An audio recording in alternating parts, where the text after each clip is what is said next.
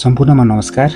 आज हामी दक्षिण कोरियाको आधुनिक कृषिको एउटा महत्त्वपूर्ण प्रविधि मल्चिङको बारेमा कुरा गर्नेछौँ। खेतीपाती गर्ने शैली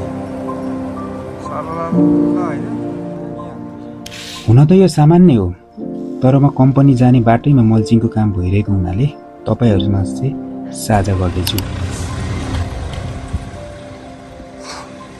तपाईँले अहिले देखिरहनु भएको यो दृश्य साधारण प्लास्टिक बिछ्याएको मात्र होइन। यो किसानको मेहनत बचाउने, उत्पादन बढाउने र समयको सही सदुपयोग गर्ने प्रविधि हो।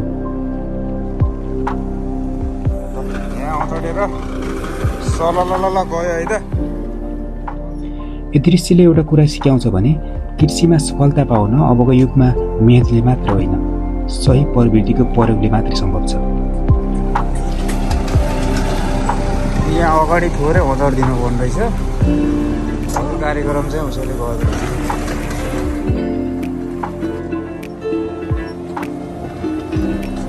ल यसरी घन्टौको काम मिनटौमै। खाम्सा मिदा अस्ति मल्चिङ गरेको ठाउँमा चाहिँ ठखरखण्ड लगाएर